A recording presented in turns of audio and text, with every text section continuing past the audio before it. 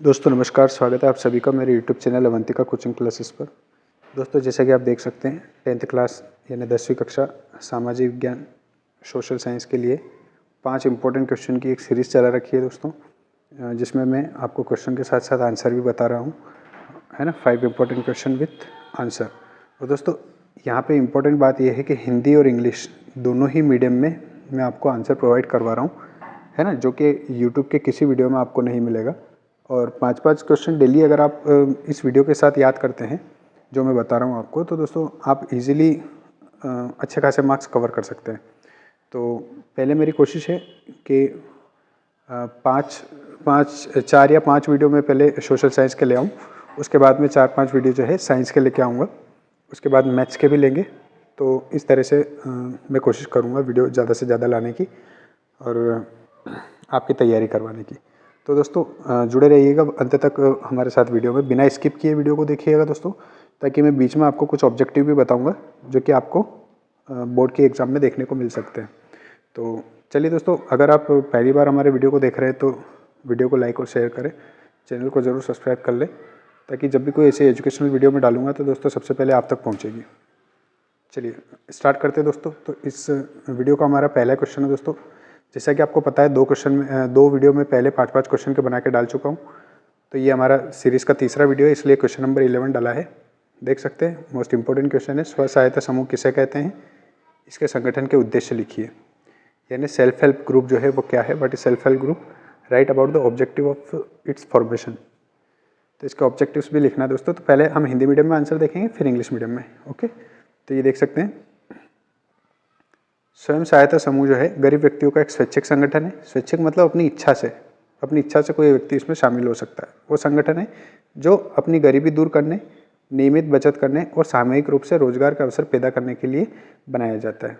ठीक है, मतलब इसका मेन पर्पस क्या होता है दोस्तों, एक तो गरीबी दूर करना, है ना। ऐसे व्यक्ति जो गरीब है, पैसा इकट्ठा नहीं कर सकते हैं, तो वो छोटा एक अमाउंट 30,000 रुपये, 30,000 रुपये, 40,000 रुपये जो है स्व सहायता समूह के माध्यम से लोन उठा सकते हैं और धीरे धीरे किस्तों के रूप में जो है अपने पैसे जमा करते हैं। ठीक है, तो इससे क्या होता है कि छोटी छोटी नियमित बचत करने की आदत, रोजाना कुछ न कुछ बचाने की आदत इसमें विकसित होती है।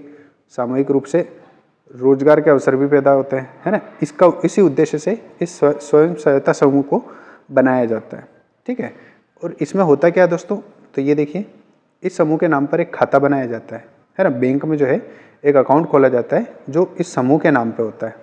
ठीक है, अब इसमें अधिकतम सदस्यों की संख्या कितनी होती है, 20 होती है। दोस्तों यहाँ से आपका ऑब्जेक्टिव बनता है कि स्व सहायता समूह में अधिकतम सदस्यों की संख्या कितनी हो सकती है, तो दोस्तों 20 हो सकती है। ठीक है, 20 से ज़्यादा सदस्य जो है एक समूह में नहीं हो सकते हैं। अब इसके उद्देश्य देख सकते हैं दोस्तों, उद्देश्य इसके क्या है, तो गरीब व्यक्ति की छोटी छोटी बचतों को प्रोत्साहित करना, है ना। गरीब व्यक्ति क्या है, जितना कमाता है उतना खर्च कर देता है। तो इस बहाने से क्या होता है, स्व सहायता समूह की वजह से कि गरीब व्यक्ति जो है रोजाना कुछ न कुछ बचाने की आदत पड़ जाती है उसकी, है ना। तो इसका विकास करना, छोटी छोटी बचतों को बढ़ावा देना। फिर सेकंड वाला देखिए दोस्तों, सेकंड दिया है एक साथ मिलकर कार्य करने की भावना का विकास करना, है ना। इसके थ्रू क्या होता है, जैसे मान लीजिए किसी समूह में अगर 15 मेंबर है तो 15 ही आपस में एक साथ मिलकर कार्य करेंगे, है ना। फिर रोजगार के अवसर पैदा करना, मान लीजिए 35-40 हज़ार रुपये किसी व्यक्ति के पास एक साथ आ जाते हैं तो वो छोटा मोटा कोई रोजगार अपना खोल सकता है। ठीक है, तो ये इसके उद्देश्य हैं। चलिए इंग्लिश मीडियम में आंसर देख लेते हैं दोस्तों। देखिए, a self help group is a voluntary organisation of poor people formed to eliminate poverty, है ना। पॉवर्टी को एलिमिनेट यानी हटाने के लिए, गरीबी को हटाने के लिए। इनकरेज रेगुलर सेविंग्स, है ना, रेगुलर यानी रोजाना कुछ न कुछ बचाने के लिए, कुछ बचत को इनकरेज करने के लिए। And collectively create employment opportunities, है ना, यानी रोजगार के अवसर पैदा करने के लिए इसका निर्माण किया गया। A bank account is open in the name of the group, bank में एक खाता खोला जाता है जो कि उस ग्रुप के नाम पे होता है। The maximum number of member in such a self help group, है ना, इज 20, है ना। तो इस टाइप से आपके ऑब्जेक्टिव आएगा, 20 की जगह आपको ब्लैंक दे दिया जाएगा, तो यहाँ पे आपको 20 लिखना होगा। ठीक है दोस्तों, अब इसके पर्पस हम देख लेते हैं, है ना। फॉर्मिंग पर्पस क्या है इसको बनाने के उद्देश्य, to encourage small savings among poor people. Small savings यानी छोटी छोटी जो बचत होती है दोस्तों, उनको इनकरेज करना यानी उनको बढ़ाना। ठीक है, ये मेन पर्पस है। To foster a spirit of working together, है ना, मतलब टुगेदर वर्किंग यानी साथ में मिलकर काम करने की भावना का विकास करना। टू क्रिएट एम्प्लॉयमेंट अपॉर्चुनिटीज़, है ना, रोजगार के अवसर जो है वो पैदा करना, है ना, ये इसके मुख्य उद्देश्य हैं। तो दोस्तों आशा करता हूँ वीडियो आपको पसंद आ रहा होगा। लाइक शेयर करें दोस्तों वीडियो को ज़रूर, अपने दोस्तों को भी बताएं ताकि उनकी भी हेल्प हो सके, और चैनल को ज़रूर सब्सक्राइब करके बेल आइकन प्रेस कर ले दोस्तों। अगला क्वेश्चन है आपका, मनरेगा क्या है? ये इस हिसाब से आपसे क्वेश्चन पूछा जाएगा, मनरेगा, ठीक है। तो ये मनरेगा क्या है इसके बारे में आपको डिटेल देना है। यहाँ से ऑब्जेक्टिव भी बनता है, बिना स्किप किए वीडियो को देखें, मैं आपको ऑब्जेक्टिव भी बताऊंगा और पूरा डिटेल में समझाऊंगा भी सही। चलिए, और दोस्तों ये हम बोर्ड के अकॉर्डिंग आंसर लिख रहे हैं, है ना, तो अच्छे से समझिएगा। मनरेगा यानी MGNREGA का अर्थ जो है महात्मा गांधी राष्ट्रीय ग्रामीण रोजगार गारंटी अधिनियम है। तो दोस्तों यहाँ से शॉर्ट फॉर्म आपको दे सकता है MGNREGA, इसका फुल फॉर्म क्या है यानी इसका पूरा नाम क्या है। तो यहाँ से आपका ऑब्जेक्टिव बनेगा महात्मा गांधी राष्ट्रीय ग्रामीण रोजगार गारंटी योजना, यह अधिनियम, ठीक। अब एक और ऑब्जेक्टिव आपका यहाँ पे बनेगा दोस्तों कि यह कब पारित किया गया था। तो ये सब सन 2000 में आया था दोस्तों, यहाँ पे ध्यान रखिएगा, ठीक है, सन 2000 में, ठीक। अब ये कैसे लोगों को रोजगार उपलब्ध कराता है, यहाँ से एक ऑब्जेक्टिव ये भी बनता है। तो अकुशल शारीरिक कार्य करने वाले जो लोग हैं, है ना, अकुशल शारीरिक श्रमिक, है ना, जिनको ट्रेनिंग नहीं दी गई है, जो कुशल नहीं है, कुशल किसको कहते हैं, जो ट्रेंड है उसको कुशल कहते हैं। तो अनट्रेंड व्यक्ति यानी अकुशल व्यक्ति जो है उनको रोजगार उपलब्ध करवाया जाता है इसके अंतर्गत, ठीक है। तो यहाँ पे देखिए, यह ग्रामीण भारत में अकुशल शारीरिक कार्य करने के इच्छुक वयस्क सदस्यों को एक वित्तीय वर्ष में कम से कम 100 दिनों की गारंटी प्रदान करता है। यहाँ से दोस्तों आपका ऑब्जेक्टिव बनेगा कि मनरेगा यानी महात्मा गांधी राष्ट्रीय रोजगार ग्रामीण अधिनियम में कितने दिनों का रोजगार का प्रावधान है। तो यहाँ पे दोस्तों 100 दिनों के रोजगार का प्रावधान है, ठीक है। यहाँ से एक ऑब्जेक्टिव आपका बनेगा। फिर आगे देखते हैं, जिसका मुख्य उद्देश्य गरीबी दूर करना है। गरीब व्यक्ति जो है ना, उनमें से किसी एक सदस्य को कम से कम 100 दिनों का रोजगार दिया जाता है। अब दोस्तों यहाँ से ऑब्जेक्टिव के लिए कुछ क्वेश्चन है, देखिए इसमें पात्र व्यक्ति का जॉब कार्ड बनाया जाता है। अब अगर आपको उससे पूछ लिया जाए कि जॉब कार्ड क्या होता है, तो महात्मा गांधी राष्ट्रीय रोजगार परियोजना या अधिनियम जो है 2005, इसके अंतर्गत जो है रजिस्ट्रेशन यानी नामांकित व्यक्ति जो है उसको एक जॉब कार्ड प्रोवाइड किया जाता है, इसी को अपन जॉब कार्ड कहते हैं, ठीक है। अब यह है, जॉब कार्ड धारक व्यक्ति को यदि 15 दिन के अंदर रोजगार उपलब्ध नहीं कराया जाए, है ना, मतलब किसी का जॉब कार्ड बन चुका है, ठीक है, और उसको अगर 15 दिन के अंदर अगर उसको रोजगार नहीं मिला तो क्या होगा। तो इसके लिए भी नियम है, मतलब अगर जॉब कार्ड बन गया, रजिस्ट्रेशन व्यक्ति का हो गया है, तो आपको उसको काम देना जरूरी है ना। तो अगर नहीं मिल पाया 15 दिन में काम, तो बेरोजगारी भत्ता देने का प्रावधान है, मतलब अनएम्प्लॉयमेंट अलाउंसेस, मतलब उसको बैठे बैठे आपको पैसा देना पड़ेगा, ठीक है, ये भी उस नियम के अंतर्गत बताया गया है। तो ये आपका मनरेगा पूरा क्लियर हो गया है, और यहाँ से आपके ऑब्जेक्टिव भी बता दिए मैंने, क्वेश्चन आए तो क्वेश्चन भी आपको बता दिए। बेरोजगारी भत्ता अगर पूछ ले तो वो भी इसी में आंसर है, कितने दिन का रोजगार उपलब्ध होता है वो भी इसमें आंसर है ना, और जॉब कार्ड क्या होता है वो भी इसमें आंसर है। तो एक ही तीर से आपके बहुत सारे निशाने लग जाएंगे। अब चलिए इंग्लिश मीडियम में आंसर देख लेते दोस्तों। MNREGA stand for the Mahatma Gandhi national rural unemployment guarantee act 2005 में आया था, 2005, ठीक है। इट गारंटीज, ये गारंटी देता है at least 100 days of employment in financial year to adult member of rural household. दोस्तों आप स्क्रीनशॉट लेते रहें या फिर नोट करते रहे साथ साथ वीडियो को पॉज करके, ठीक है। वैसे ये वीडियो डिलीट होने वाला नहीं है, आप चाहे तब देख सकते हैं। Financial year to adult member of rural household willing to do unskilled, यहाँ से ऑब्जेक्टिव बनेगा दोस्तों, है ना, अनस्किल्ड जो वर्कर है ना, या अनट्रेंड वर्कर भी हम उसको बोल सकते हैं, ठीक। Manual work with the primary objective of alleviating poverty, है ना, गरीबी को दूर करना इसका मेन उद्देश्य है। A job card is issued to eligible individual, एक जॉब कार्ड इशू किया जाता है जो भी कार्य करने के इच्छुक व्यक्ति होता है, जिसका रजिस्ट्रेशन होता है इसमें, उसको जॉब कार्ड प्रोवाइड किया जाता है। जैसे आईडी कार्ड होता है वो एक तरह से मनरेगा का, जैसे किसी कॉलेज के स्टूडेंट का कॉलेज के द्वारा दिया गया एक आईडी कार्ड होता है, बैंक का अलग से होता है ना, ऐसे मनरेगा का भी होता है, उसी को हम जॉब कार्ड कहते हैं, ठीक। इसके बाद आगे बढ़ें, तो the act is also includes a provision for unemployment allowances if employment is not provided with in 15 days of applying for work. 15 दिन में अगर आपने अप्लाई किया है और 15 दिन में अगर आपको एम्प्लॉयमेंट नहीं मिली, आप अनएम्प्लॉयमेंट रह जाते हैं, है ना, बेरोजगार रह जाते हैं, तो आपको अलाउंसेस दिया जाएगा, अनएम्प्लॉयमेंट अलाउंसेस। ठीक है, चलिए नेक्स्ट क्वेश्चन की तरफ बढ़ते हैं दोस्तों। तीसरा क्वेश्चन है इस वीडियो का कि वनों को कितने भागों में बांटा गया है। Into how many parts have the forest been classified. Most important question है दोस्तों, बहुत बार पूछा हुआ है बोर्ड में और इस साल भी आने के काफ़ी चांसेस है। तो दोस्तों इस सीरीज़ में मैं आपको 5 क्वेश्चन बता रहा हूँ हर वीडियो में। 5 में से कम 2 से 3 क्वेश्चन आपको हर मतलब आने वाले पेपर में मिलेंगे। ठीक है, तो ये सारे इंपॉर्टेंट टॉपिक से रिलेटेड वीडियोस है दोस्तों, क्वेश्चन ढूंढ के बनाए हुए हैं और ये किसी एक पर्टिकुलर साल के लिए नहीं है ना, ये बोर्ड के इंपॉर्टेंट क्वेश्चन है, तो ये हर साल के लिए आपके काम में आएंगे। ठीक है, तो आप इसके थ्रू अच्छे से तैयारी कर सकते हैं और इसमें आंसर भी मैं प्रोवाइड करा रहा हूँ, तो आपको कहीं पे ढूंढने की ज़रूरत नहीं है, बहुत ईजी लैंग्वेज में मैं आंसर आपको प्रोवाइड करवा रहा हूँ। ठीक है, चलिए आगे बढ़ते हैं इसके आंसर की तरफ। तो भारत में वनों को मुख्यतः 3 भागों में बांटा गया है। अब 3 भाग कौन कौन से दोस्तों देख सकते हैं। पहला है आरक्षित वन। आरक्षित वन किसको कहते हैं, तो ये सबसे मूल्यवान वन है ना। आरक्षित है मतलब इनको प्रोटेक्ट किया गया है, तो ये मूल्यवान है इसलिए प्रोटेक्ट किया गया है। जहाँ पे सरकार का पूर्ण नियंत्रण होता है, मतलब ये सरकारी स्वामित्व में होते हैं, सरकार के पास इसका नियंत्रण होता है। यहाँ पे चराई और खेती पर पूर्णतः प्रतिबंध होता है। न तो आप यहाँ पे पशु चरा सकते हैं और ना ही यहाँ पे आप खेती कर सकते हैं इस ज़मीन पर, है ना, ये वनों की जहाँ पे ये वन होते हैं वहाँ पे। ठीक है, इसके बाद सेकंड आता है दोस्तों रक्षित वन, है ना, रिजर्व फॉरेस्ट।